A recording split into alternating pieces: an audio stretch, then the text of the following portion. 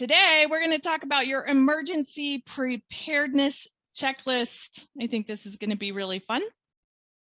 A storm is coming.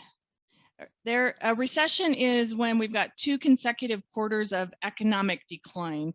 And it's pretty clear that in Q1 and Q2, with the experience of inflation and the stock market declines, they're pulling back at least 14%. Crypto is failing. I don't even like to look at my stock account right now because I'm losing a ton of money. So obviously, they're going to be announcing that we are in a recession. Agents are going to be exposed in this marketplace. They're going to be left in the cold. What's going to expose agents the most is their lack of emotional intelligence. You're going to notice that we've got these chicken little agents. They scream, "The sky is falling, the sky is falling." You're also going to notice that we've got rose-colored glasses agents. These agents are going to say, yep, it's a recession, but home prices are still raising.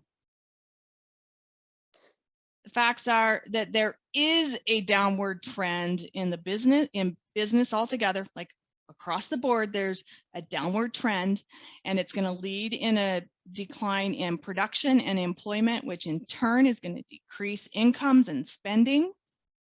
Everybody's going to get real tight. The slowdown in our industry is already happening. You'll notice on the mortgage side of things that mortgage officers are pulling back and becoming tighter and tighter, and they're starting to ask you more often for business. Those chicken little agents, they think that by announcing that there's a decline, it's going to urge people to list their houses. Maybe, but sellers rarely list with agents who are pessimistic. The rose-colored glasses agents, on the other hand, they're going to say, hey, things are changing, we've got a shift, but they think that this is something that doesn't happen to them because they compare it to all of the historical data and charts, and then they say, hey, it was worse way before, way back when it was, it was really bad, and it's not that bad. Both sides of this, you guys, both sides are very pessimistic. If you want to be a magnet for new business during the recession, you need to become the authority of truth with expert advice. You need to be the real estate resource for life.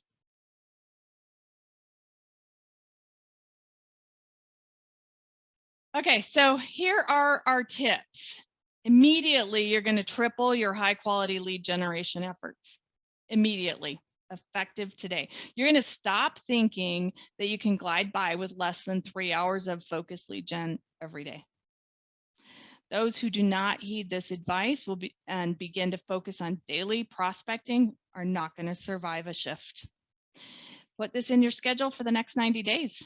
ABC Always Be Closing. Learn how to close faster, learn more closing techniques, gain closing stamina to outwit the stubborn prospect and outlast your competition.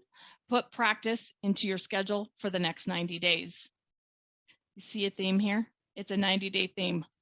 Learn daily mindfulness practices. Turn off the news. Don't read your emails or social media before your prospecting session. It's okay to pause notifications on Slack after you check in. If you need to, keep your mindset where it needs to be. The 5-minute stand-up channel is designed for you to focus on prospecting. Did you know that? 5-minute stand-up channel is designed for you to be able to shut off all of the issues on your transaction. So do a mind dump and put it into the 5-minute stand-up for Diana, for Yoslin, for Melody, for whatever, and then shut it off because you've already checked in. Let them go to work because that's the people who are going to be working for you. Start prospecting at that time, focus, and then when you get done, use the check-in channel and report your results. What this is going to do, it's going to help you keep accountable to the people who are also prospecting. Everybody prospects at a little bit different time, but it's going to help you say, I don't want to be the one with crickets today. And then you're going to check your results will be appointments that you've set and how many you've added to your sphere of influence. Everybody's prospecting time is going to differ. Their results are going to differ. Their focus is going to differ. Their, who they're calling, how they're doing it. It's all going to be different, but it does help to know that there are other people in the room doing this, right, Bree? She mentioned that yesterday. Right. It does. It helps a lot. So remember, the other thing with your mindset is this fact. It's going to take 10 times the positive inputs to erase one single negative. So if you hear one single negative thing on social media or one single negative thing in your email, like, oh my God, I've got to, do XYZ on my deal, it's going to take 10 times the amount of effort to erase that one negative thought. Don't allow yourself to receive the negativity before you're prospecting. Protect your mindset. Protect your prospecting time just like you would protect your listing appointment time. You're going to cut out the riffraff, unfriend, unfollow, pause, delete, delete, delete. Okay. This is not a time when you can be distracted by negative people.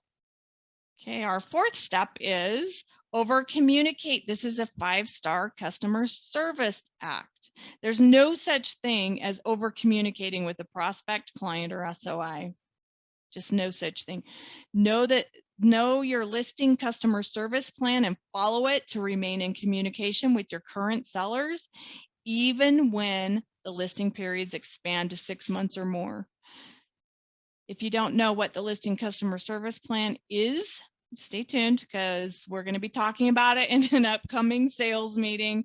And if you need to know it today, you can also find it in the Google Drive in the training folder. Okay, your buyers are golden. In this coming market, your buyers are golden. Every new lead's got great value.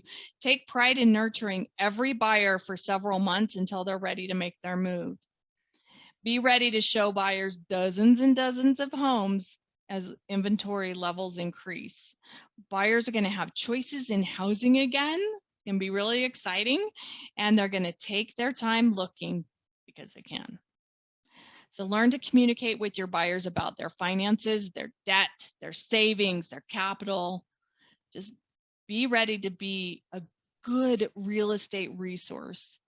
Know their money motivation and be prepared to show them creative options as you narrow their search. The game with buyers is changing. Lead the buyer to a decision and you both are going to win. The old way, the current way, is that the buyer that paid the most, the buyer that gave up all inspections and did escalation clauses and what they had to basically give up their firstborn. The buyer with hard earnest money, all those things, that buyer was the winner. Today, in the new way of doing things, the agents are going to be motivating the buyer to make an offer. Just simply make an offer, not just get to close, but your job is changing. The new game is to find creative ways to communicate with the buyers to create urgency that doesn't exist, even when there is no urgency around them. Your game is to create urgency even when there is no urgency around them. So dive in. You're going to immerse yourself in all the training that we provide. So learn your scripts, role play, practice with purpose, put the practice in your schedule. Your best scripts that you're going to be working on and focusing on first are for sale by owners and expireds, closes, objection handling, and price reductions. Don't forget your price reductions because that one's going to just hit you pretty quick. When you can handle all of those tough scripts, you can weather the storm on any of the other scripts because they're really super simple comparatively.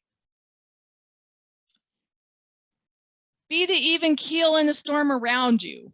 You've heard me say that a million times. Be the even keel in the storm around you. Do not buy into the emotions of your client, the other agent, the lender, or the vendor. Our clients do not pay you to break down and be an emotional mess with them. They pay you to be strong and to get to the shore smoothly and safely. They pay you to be emotionless. So use this emergency preparedness checklist and shine through in a sea of chaos and mediocre agents. You are defined by how you train and act during these hard times. Your success or failure is in your complete control. If you think that the future in real estate is too hard, or this sounds like way too much work, too much time, it's okay to tap out with dignity. The future in real estate is not for the weak and weary. The coming market does take focus. This is the greatest opportunity for you to grow your business in the last 10 years. Luck is no longer going to be a factor in the equation. We're moving into a skills-based market. A skills-based market takes focus and fitness of mind and body. It takes dedication, commitment, structure, knowledge, and your team. Notice how all of our core values are part of what's happening in the coming market. The consumer is going to flock to an agent, a team, an office that has the best leaders, and they're going to stay loyal to them for the 10 years following these hard times. This is how you're earning your client for life. Be the leader that your client is expecting you to be, and be the leader that those clients can say, this is my realtor for life.